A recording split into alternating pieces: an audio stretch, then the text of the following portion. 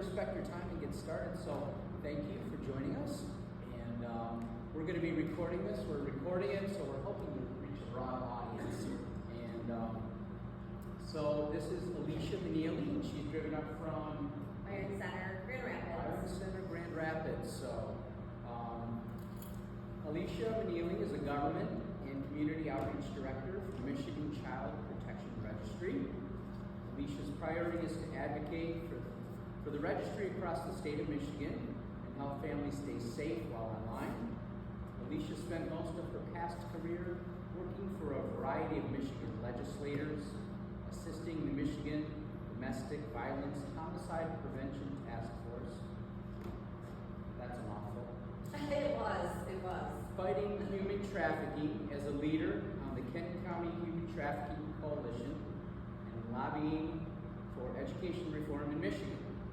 A graduate of Michigan State University with a bachelor's degree in political science pre-law, she has always been interested in social public policy issues such as domestic violence, human trafficking, education reform, affordable child care, and other important issues to women and children. So please welcome Alisha. You're fine. Thank you. Can you guys hear me good? Okay, good. I'm loud. Thank you for having me. And actually, I don't mind small groups like this at all, because what I'd like to do, instead of me just standing up here and talking, just stop me. If you have a question, stop me. If you have a comment, I would rather have a lot of this just be, back and forth conversation with you guys. My presentation is like 45 minutes, but we'll probably go pretty fast. Also, it's freezing up here, and nobody warned me that it was winter. But when I left Boyne Center at 12:30, it was 83 degrees at Pants. So, what? I guess so. I should have definitely looked ahead of time, but it's fine. It's going to happen whether we like it or not, I guess. But it was a gorgeous drive, so I love that. Okay, so what I'm going to talk about is I'm going to talk about the registry really quick, and then I'm going to kind of give you parents a toolbox to take home that will help you keep your kids safe as much as you possibly can. And this is not foolproof. This is not 100%. Our kids know more than us. My kids know more than me. This is my job. And then I'm going to talk about sexting and sextortion and the issues, not only this that is happening at home with that, but also here in schools. And then lastly, I'm going to talk about the apps our kids are using, how predators are looking for our kids, and where they're hiding stuff. But first, I'd like to know, how old are your children? Start here. This is your child? No. No, but I'm a parents association. I have no children. Oh, okay. Oh, here I got something for you. We're really casual here tonight, so. Okay, any kids? Yeah. How old? You're starting and you're in the thick of it when it comes to social media. What about you guys? We're retired teachers. Our grandkids are 14 down to 5. Perfect. Okay. Okay. What about you girls? I work with elementary, but my nieces and nephews are all teenagers. Okay. I've got an 11 and a 9-year-old, but I'm also the tech director. You are. You know what? It's so funny. That used to be a boring job, and it's just not anymore. It is not. I feel like you guys have the best story. I mean, that sounds terrible, but you guys have the stories for sure. I was just sorry this week. I can't even remember. I've been 4 places, but I met the tech director too, and he goes, 20 years ago, this was nothing. I was like the boring person, and now I'm the most important person in the school all of a sudden. Yeah. What about you, Sarah? Okay. All right, you can go next. All right, so have any of you even heard about the registry, the Michigan Child Protection Registry? Okay, that's pretty normal, don't feel that. It has actually been around since 2005. I've just been the only one out there doing my best to try and get this out there. What it is you as a guardian or a parent, you go in and you would register you and your children's email, cell phone number, and any of these apps that they might be using, any of their app handles, and they'll stop receiving anything a minor should be receiving in the first place. So many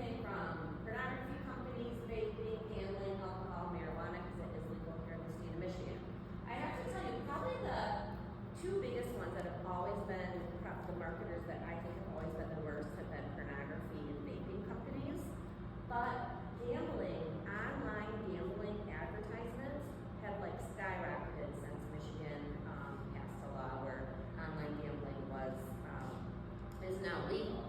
I cannot tell you, I meet with the gambling commissioner in Detroit quite a bit, and he tells me at least 2 or 3 times a week he gets a call from a parent begging for that money back because their kid got their debit card, their email password, their social security number, and they just racked up a huge gambling debt. So, because a lot of these advertisements that are sent to kids from the online gambling companies it's like guarantee wins, guarantee $100. Like, and that really, kids don't realize that really entices them. So what happens is within 30 days, your kids will stop receiving anything they shouldn't be receiving in the first place, through their email, through text, and then through their DMs and their apps. This is a real registry. It is under our Secretary of State's office. I tell people that it's kind of like the do not contact list that we had like years ago, but it works. It actually works. And you're on it for 3 years. After 3 years, whoever signed you and your kids up, you'll receive an email from us asking if you want to continue to be on it. And if, maybe by then your kids are in college and you're done worrying about what they're doing on social media. The fact of the matter is, next when you get a second, Andrew. You don't have to rush. The fact of the matter is, these companies are advertising to their kids, I've met with a lot of these lobbyists, and they kind of chuckle because they know that they're advertising to kids. There's these bots out on social media that on Facebook and Instagram and like Snapchat, and they just take all the contact information that they can, and they don't know if these people are 12 or 50, but they take all that information and that's what they use for their advertising. I apologize for this language, but these are actual text messages, emails, and this is an Instagram direct message that a child has actually received that I know of. So these are examples that I like to show to parents because they're real, and this is what our kids unfortunately are getting, and this is what the registry will stop. Okay, you can go again. Yeah. If I register my email, does it send anything to my child on that email? It does. Okay. It does.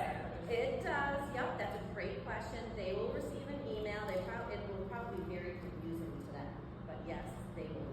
Anything there's like Snapchat? Yep. Okay. Yep. Legally, because they are minors, we have to do that, and yeah, it's in the law for some reason. Yep. I know. I wish we didn't have that. So what I'm asking you guys tonight is, obviously not enough people know about this registry. If you are part of a church or a part of another or different organization, if your employer has a newsletter, if you could please just email me and I can give you cut and paste to put in that e-newsletter. If you could put something on social media, I can give you just a cut and paste on Facebook or Instagram. I would love to do that. I need to get this information out more because again, there's not enough parents that know about it. And also these brochures that I gave you tonight, I can send you thousands. I can send you as many as you want for free. And to put in your lobbies or to send out to every kid in your district at like Friday folders or whatever, I would love to do that. Okay, next, Andrew. Okay, so now I'm going to talk about like internet safety and just kind of a one-on-one toolbox that you can take home tonight to make sure your kids are safe. I'm going to be completely transparent. I do not talk about screen time, and I do not talk about, I get this question all the time, at what age should I get my kid a phone? One, I don't talk about screen time because I don't even know how to talk about it anymore, to be honest. We know as parents that they should not be on screens 24/7, right? We know that. But they're on their screens 8 hours a day at school, and then they come home and they're probably on it, and especially for high schoolers, my high schooler, 1 to 2 hours for homework. So it's really hard for me to just like hand over that number. I think every kid is different. I think every family is different. My kids are really into sports, so they're doing a lot of sports, but then they also are on the internet and playing games and doing stuff. So I just don't feel like that is a every family's different. Also in regards to the phone. So I have a 16-year-old son, he's a junior, and I have a daughter that's turning 12 supposedly on Saturday, but she thinks she's turning 35. So I got my son a Android phone when he turned 12. He is my little rule follower. He is not interested in social media one lick. He has not been a problem. I mean, he's now had a phone for 4 years, and he has been fantastic. He hasn't broken any of my rules, messed with any of my parental controls. I just let him have Snapchat about a year ago, because unfortunately that's how his lacrosse team and his coach now, talk to each other, and he's been great with it. My daughter, like I said, turns 12 on Saturday. She will not be receiving an actual Android or an iPhone. I don't trust her one single bit. She thinks she's going to be like some TikTok star.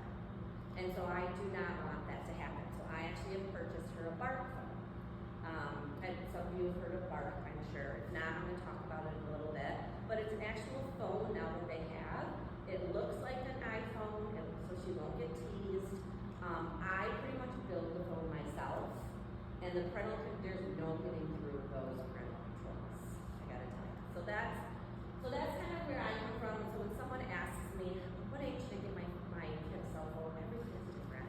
Some parents, they're divorced, and so they want their kid to have a phone earlier, just so they can contact them. There's just a million reasons. So I tell parents there's 3 different levels that you can keep your kid, try your best to keep your kid safe. The first one is the network level that not a lot of parents even think about. And when I'm talking about your network, I'm talking about your internet. I'm talking about that black or white box. It's probably hidden under a bed or a desk, and you don't really know what it does, but it flashes and it makes your internet work. Who's your internet provider like around here? Xfinity? Spectrum. What is it? Oh, I've never heard of that. Okay. Oh, okay, great. What I would do tonight is I would go home and I would Google True Stream parental controls. They might already have a ton of free parental controls already available to you for your network level. And why that is important is that way when your kids have friends over or cousins or a babysitter and they are under your internet, they will be under your parental controls there too. So I have AT&T at home, and they've got nothing. The best one that I have seen so far is Xfinity. They have a ton of free parental controls on there. You can block websites, you can turn the internet off at certain times. It's really good. But if you're like me, or if you find out that you don't have any free parental controls on your internet, you can purchase something through Bark, or it's called Circle. It used to be Circle Disney. It's a monthly fee, but it has all the parental controls you can ever imagine. You just connect it to that box that's hiding somewhere, and you set it up, and it will have any parental control you can imagine. Unfortunately, yes, it's more money once a month, but if that's something that you're looking for, that is available. Second, the device. Every device now comes with free parental controls. We know that. I think sometimes parents do forget about the Xbox and PlayStation because they don't know how to do it. I don't either. My son has an Xbox, and before I didn't, a lot of my friends just handed that over to their kid. It was like, here you go, take it, set it up. They know how to set it up. They know how to get it working. They know how it works. So I beg parents, set it up yourself, learn how it works, and make sure that you have those parental controls going before you even touch it. Also, when it comes to the device, and when I talk to teenagers, which isn't very often, they don't like to hear this, but I highly recommend an Android phone for my kid's first phone. The iPhone just sucks at parental controls. They say that they have a lot, and they do, but half the time they're not working. They're very easy to compromise. So if you can get your kid to have an Android, it is a lot easier. I know every kid wants an iPhone. I get it. I know. My kids are like that too. Lastly, at the app level,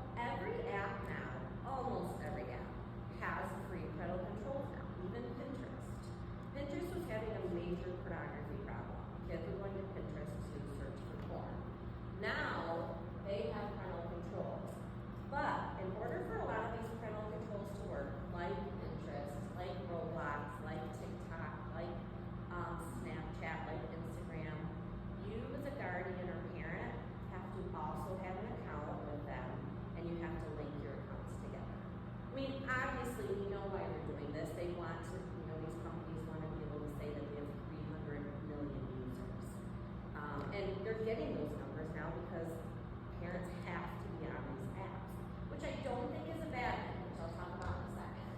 But if you want like even more on your Android or your iPhone, I would suggest downloading Bark and Life 360. Does anybody not know what Bark does? Okay, so Bark is an app which now has a phone, and when you download it, it looks at everything you text out, everything that gets texted in. If you have Spotify or like any kind of song app, it listens to all those words. Anything your kid Googles, I mean literally every word that comes through that phone, they look at. And a parent will be emailed or text message if there's any trigger words, like anything sexual, anything with drugs or alcohol, any kind of cyberbullying. I had a mom come up to me a couple weeks ago that has Bark on her and her daughter's phone. It has to be on both phones. And her daughter's 16. Well, I guess they get into some kind of argument over text sometimes, and she gets Bark called out on her because she's saying some cyberbullying to her daughter, which I can only imagine. I know this is gonna happen. But it is funny. I guess Bark keeps calling her out on cyberbullying her daughter. So it works. It really works well. It is a monthly fee. Life 360, if your kid is 16, I highly recommend it.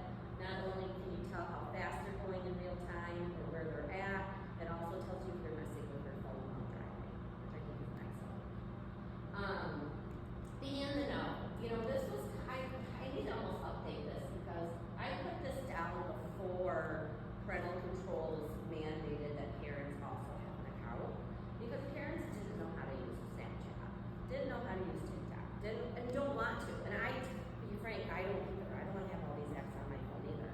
But if you want to have this conversation with your kids about social media, about what is out there, you have to know what you're talking about. It's like the sex talk. You cannot have the sex talk with your kids unless you've done it before and you know what you're talking about and what could happen or not happen within their life. So I highly recommend if your kid is using Snapchat, learn how it works so you know what you're talking about. You know, if they're using TikTok, just be on it for a little bit so you kind of know what you're talking about so that they feel like they have, you know, a mom or dad that, you know, is cool enough to have this conversation. Family contracts. We have a family contract. There's hundreds online. Just Google internet safety or social media family contract. We came up with our own. My ex-husband and I and the kids all sat down together and came up with rules for our phones, and they even put rules on us and the consequences, and it has been fabulous. We all signed it, and it's gone pretty well. Lastly, 3 things. Make sure your location is turned off, except for when you're using, obviously, like Life 360. Every app now asks your location. Every single one. Make sure the account's private, and last but not least, I'll talk about this a little bit more. Like how many of your kids are using Roblox? Okay, and my kids use Roblox too. Make sure you have their birthday, not yours, because Roblox now has so many games and most of them are adult oriented that if you put your birthday, it opens the world up to a lot of things that you don't want it to. If you put theirs, it does help a little bit. Okay, Andrew. So sexting and sextortion, I dealt a lot with this years and years and years ago when I did domestic violence work. But it was, you know, mostly husbands, you know, using naked pictures of their wives or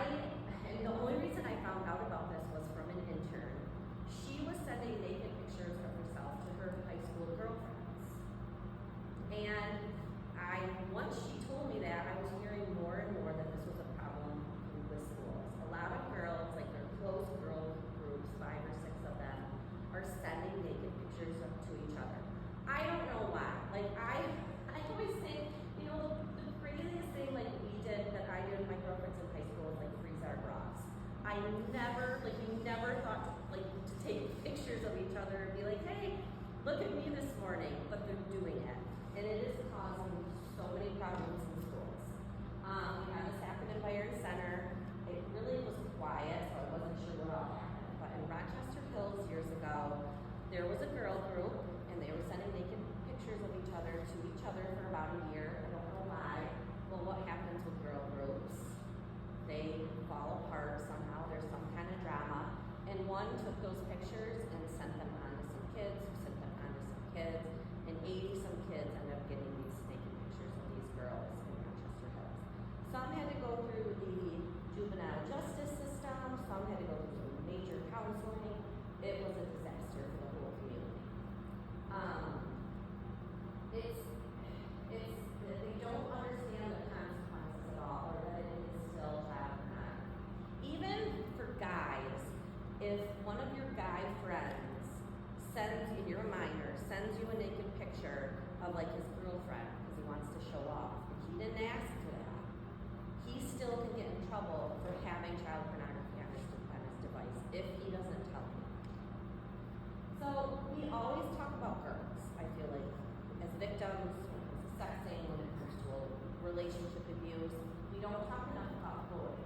Boys have become the number one target for sextortion in the United States. And how it starts out, they're usually anywhere from like 13 to 16-year-old boys, and they will receive a friend request through Discord, Snapchat, or Instagram. Usually, those are the big three. A very, very good-looking teenage girl, and he will, of course, accept her friendship right away. And she'll say, "Hey, I saw you following the Detroit Pistons basketball page, and you're really hot." And she'll just start talking, and he will talk to her, and she, within the next usually hours, 2 hours, will send a naked picture to him. He will compliment her. She will then ask for him to send a naked picture. He does. She responds and says, "Now you need to send me $200 in the next 24 hours, or I'm going to take this picture and I'm going to send it to all of your Instagram followers." And she'll take a picture of his list of followers, and she will say that. Well, come to find out, at the end of the day, these are not young women. These are men. It did definitely first start out that these men were from mostly West Africa.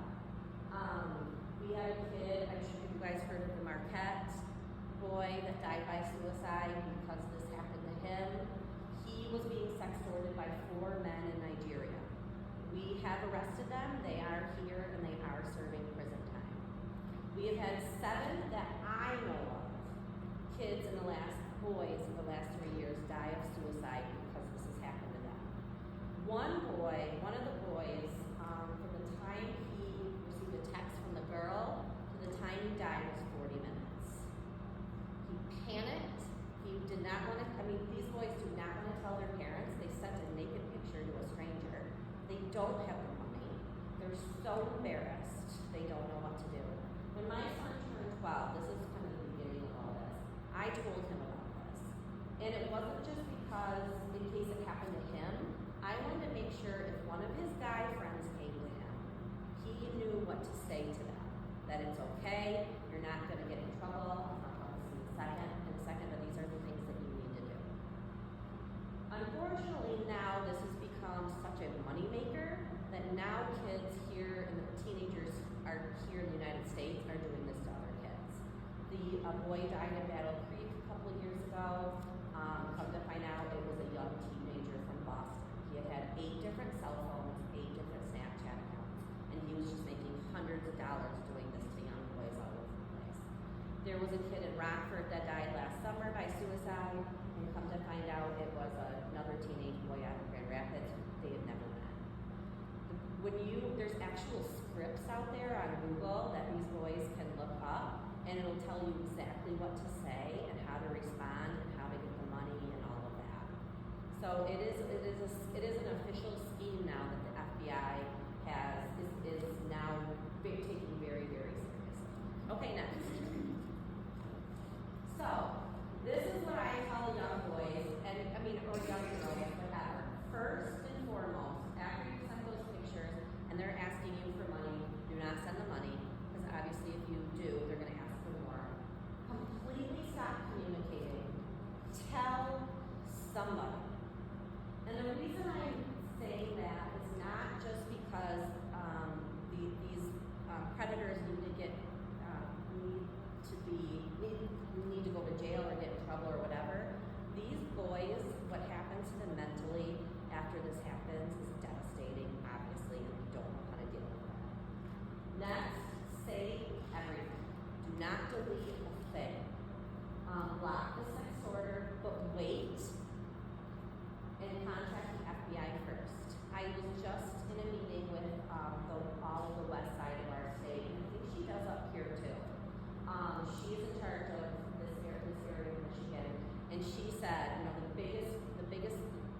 long that they can do is delete this stuff, because then they can't prove it. It's a lot harder. You know, they can go back sometimes and find some stuff, but not everything. So what will happen, and I know this sounds scary, but the FBI will show up at your house. Do not call local law enforcement. Go right to the FBI, because that's what they're going to do anyways, because they can do more. But they are going to come to your house to make sure your kid is okay. That is the reason they're going to go there. That kid is not going to get in trouble. It will then be up to you as a family if you want to press charges and you want them to try and find this predator. It will be up to you. But their main concern is that your kid is okay. So do you guys have any questions? Yeah. You guys said to kind of make that before you left. Before I would wait. I would wait. Just stop responding. But yeah, I should probably just minutes though. I should probably, yes, I should do that. Thank you. And what is the reason for that? Just So that because they're gonna take your phone. okay. And so it will be much easier for them to find all of this and find them if nothing's been deleted and nothing's been blocked. Just make it easy for them to do that. Just stop communicating. What would you say to a child or say a student with some sort of confusion if, you know, they have to show this to somebody else or involving the FBI, what is now the script for that? To combat that, because they're going to be more than they're going to see. They are. And I am not a social worker whatsoever. So, that is a good question. I don't know what you should say, to be honest, word for word.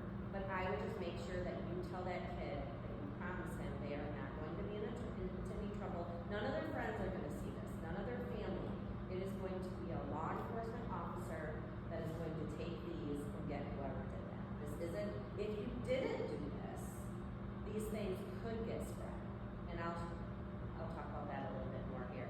So this will put a stop to it. This will put a stop to your pictures being out there, because these people will sell your pictures. They will put them up on Pornhub. This will stop it. Because that's what a lot of these predators do. They sell these pictures and they trade them. This will stop that. It will be a clean slate for them on the internet. Yeah. So the FBI would take the phone, They is will. that person get their phone back? Probably not. Okay. Don't worry about changing their phone number. Don't worry about that. You don't have to go that far. Maybe you're definitely going to want to probably take down that social media account, but you'll probably have to end up getting a new phone, because they'll probably, who knows how long they'll keep it. If they get it back, it could be a year. Because if you do end up going to court, that phone is evidence. So yeah. Also, to take down their account, deactivate your account, just like it bought all of them. Right. Completely, yeah, correct. Yeah. Okay, so I only show this video to certain audiences if I get the feel that maybe they need a little laugh and they're not going to get mad at me for it. But this is a video, this is something that Canadians did it's an educational video for kids about sexting. See if it'll play. Being a teenager is an adventure. There are many challenges along the way. Like sextortion. What's sextortion?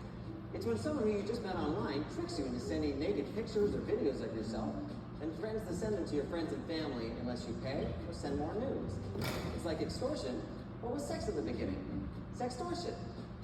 Major bummer. It's normal to want to explore your sexuality. You meet a nice young lady online, things are getting a little... and she asks you to send a nude.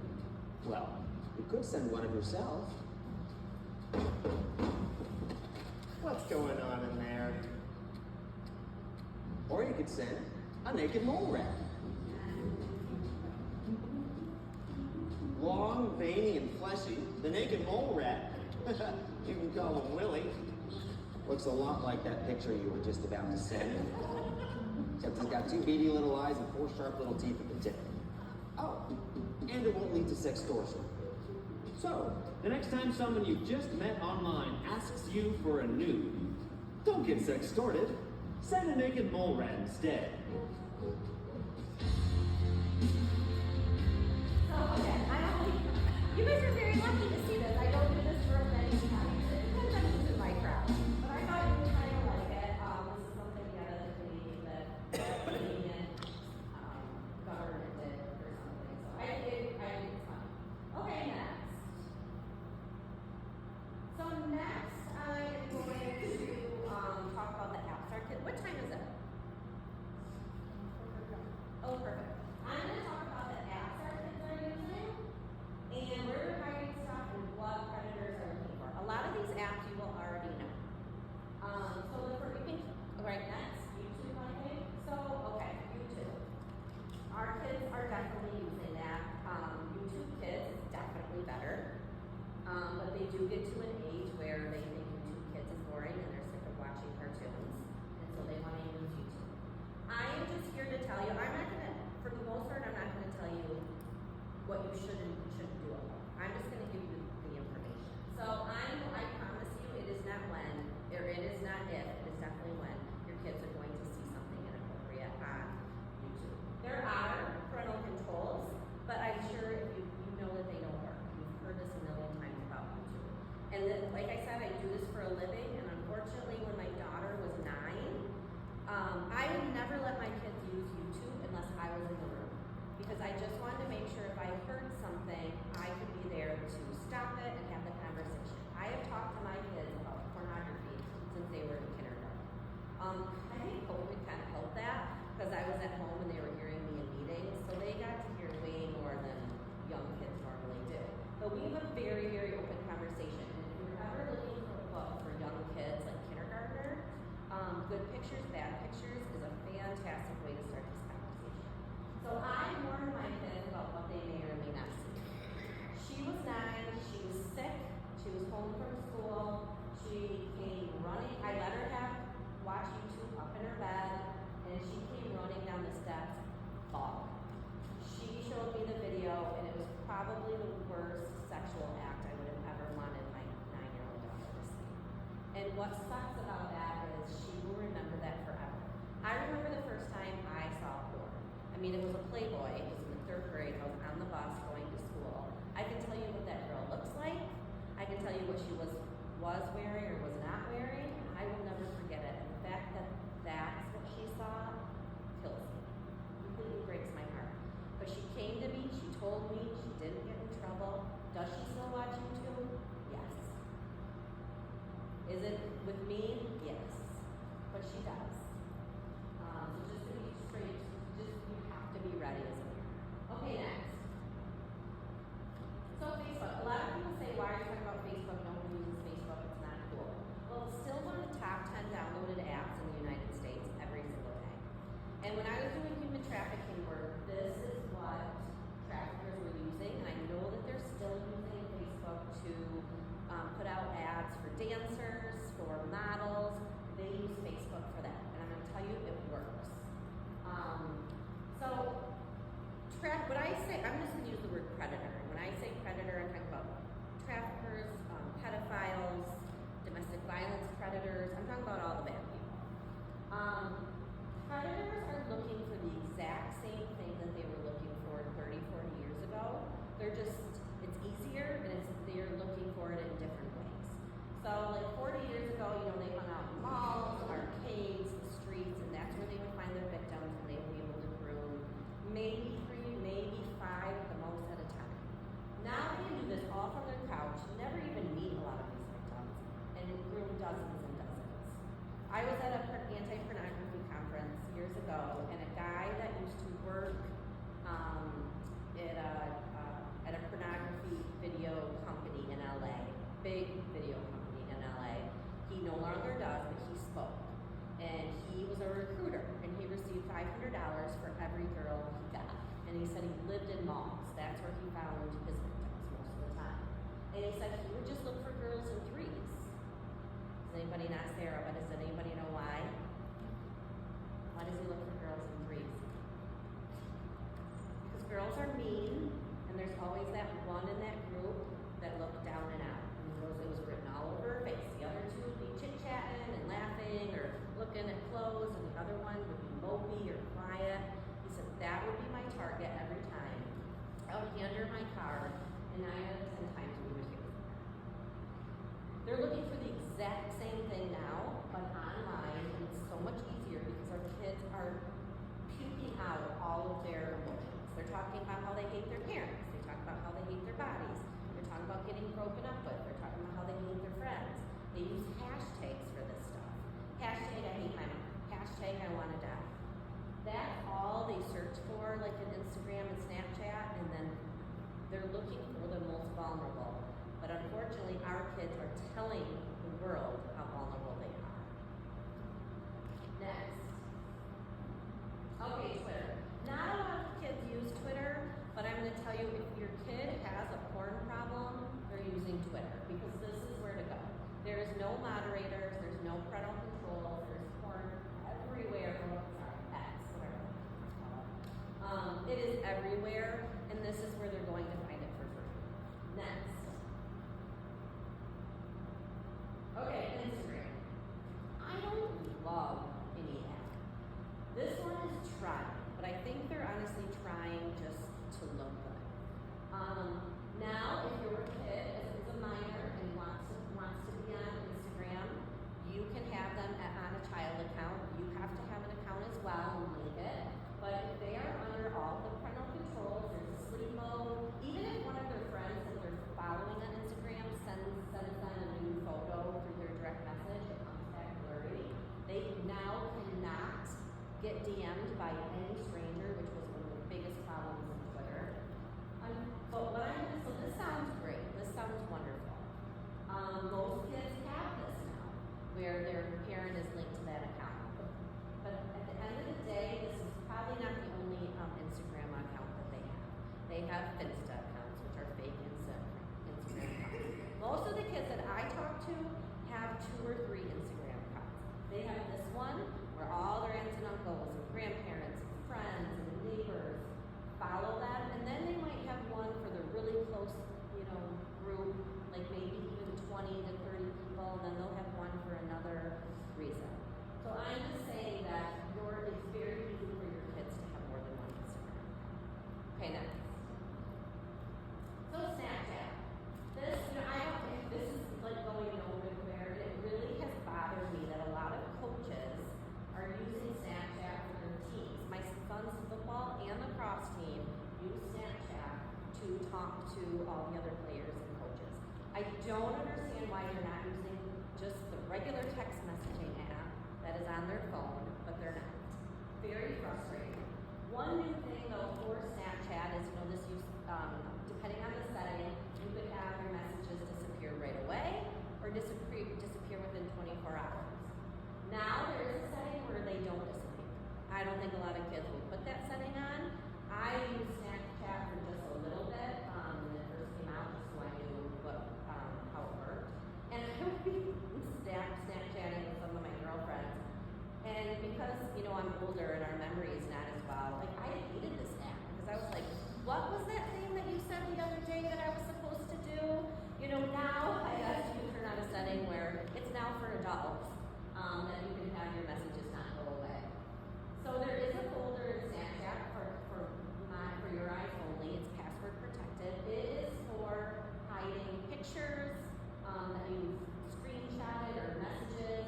It is password protected, like I said, so you can't get into it unless you know that. A lot of kids hide naked pictures in there. Hackers know that. They can get into those folders very easily and sextort those kids.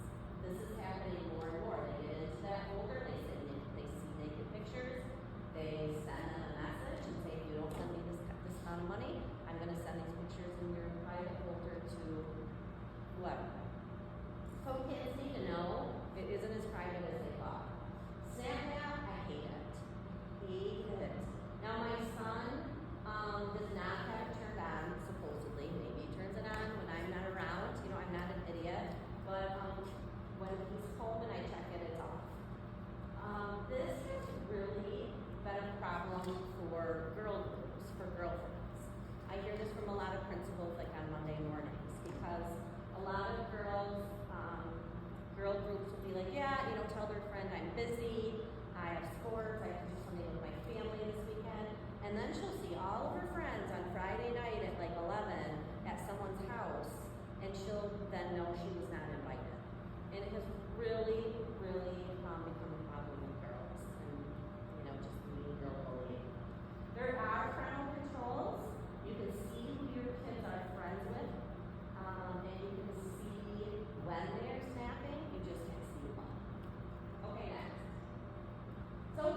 I guess it's here to stay. We've been going back and forth, like it's here to stay. It's not going anywhere. There are parental controls, but you as a parent have to be on there as well.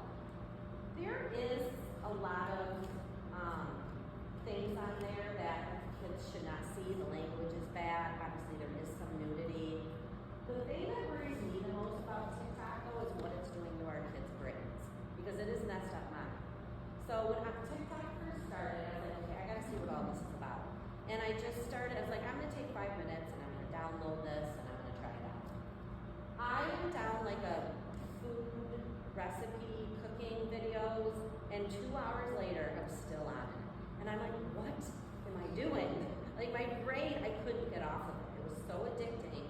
And now even if somebody sends me like a video that's like 40, 45 seconds long, I'm like, oh, I have time. Like it needs to be like 20 seconds. I don't have time for that.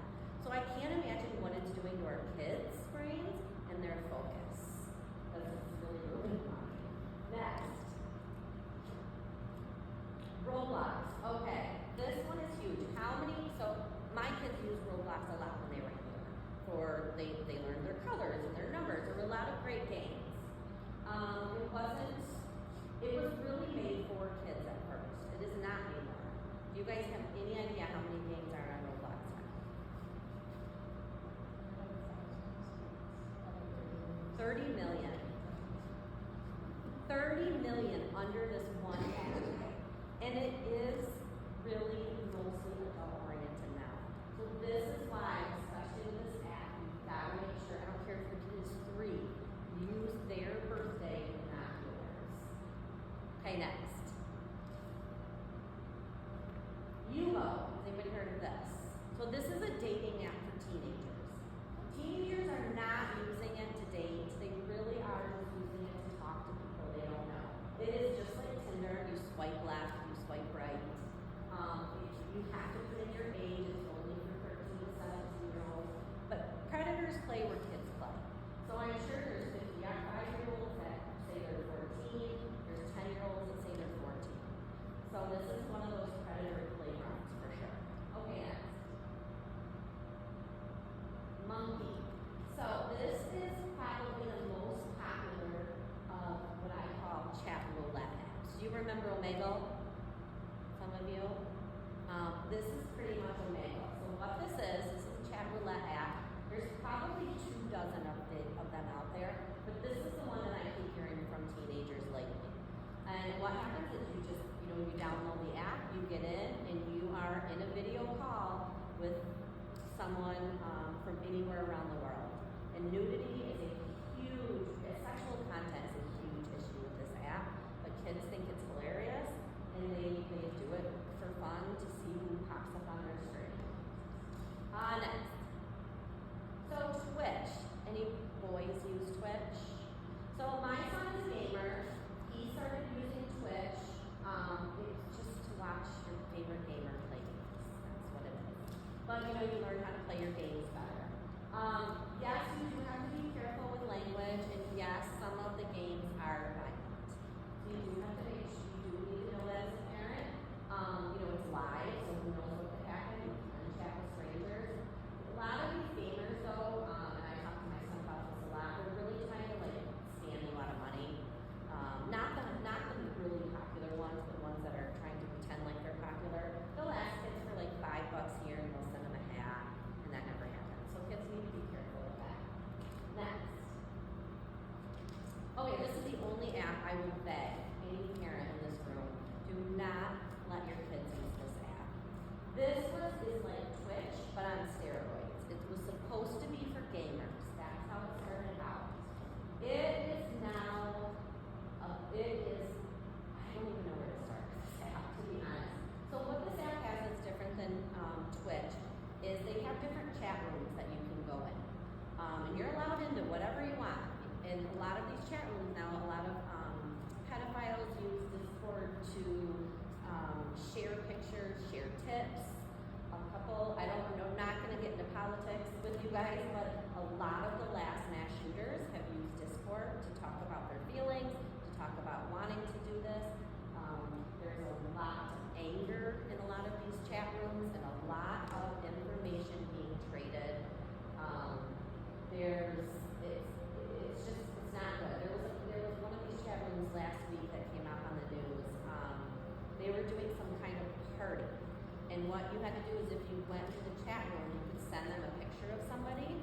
they would use AI to send you back a naked picture of that person. And that's what our kids need to know too. If this happened in Kalamazoo Portage, I think, Kalamazoo Portage area last summer, a teenager's friend thought it would be funny. He took a picture of one of his football buddies, fully clothed. He used AI to make a naked picture, like a muscle picture of him, but he was completely naked, and sent it around the school. And he ended up having to go through the juvenile justice system because even though that was a fake picture, he's still spreading child pornography. Okay, next. We're almost done. So, Balti, just like the chat roulette apps, there's probably 2 or 3 dozen of these that kids use. These are apps that are all password protected, and they can hide anything and everything under these apps. So let's say you give your kid an iPhone, and you tell them they cannot have Snapchat. Well, they find a way to do it. They can hide Snapchat behind this app, and you would never know that they have it. The reason I talk about this one is because this one, if you are a parent and you're snooping on your kid's phone, and you're like, what is this app? And you don't know the password, and you put it in wrong, it takes a picture of you. So then the next time your kid gets the phone, they will know that you were snooping, because there will be a big selfie of you. Okay, next. This is the OG of the Balti apps. I always tell parents, if your kid has more than one calculator, one is probably not a calculator. There's no reason for kids to have 2 calculators. This one does pretty much the same thing. It doesn't take pictures of you, but it is password protected, and anything and everything can be hid under these apps. Next. This is my contact information. Please take a picture of it. If you ever have a question about an app or parental controls or anything like that, please email or text me. Follow me on Facebook. That's the Facebook for Protect My Child. About every day, I usually post a new app that's out, new parental controls that are out. If there's any stories in Michigan in regards to social media or kids, I post that. Does anybody have a question? That was a lot of information. The registry, so only Michigan and Utah. So when I first started this job, Michigan, Utah passed it like that, and then I went into Indiana, New Mexico, Arizona, and Kansas. And the tobacco industry had gotten wind of what we were doing. I would go in, I'm not kidding you, I would go into a senator's office, I would pitch them the registry, and they were like, this is a no-brainer. Of course, we will do this. I will sponsor it. I would walk out, 7 tobacco lobbyists would be in her lobby after me, or his lobby after me, and I would never hear from that senator again. They crushed it. We're gonna try again, I think, because I feel like maybe is a good time again. We gave it like a 5-year break, but the tobacco industry has a lot more money than we do.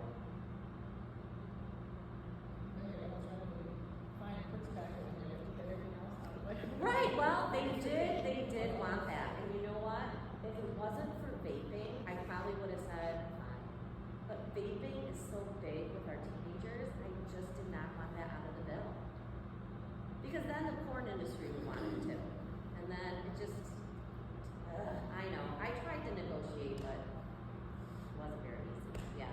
I was just trying to understand why we have companies were lobbying against it, and so that kind of answers that. They know that a lot of their money comes from minors. They know that. I mean, that's why they have bubblegum flavor, and grape and strawberry flavored bakes. Like, they do that for a reason. And they didn't do it. I would talk to them. I would have a cocktail with them afterwards, and they know what they're doing. But they're gonna stick up for that company because they make a lot more than I do. That's their job. Especially in the South. You know, that's tobacco country down there too. So that wasn't happening.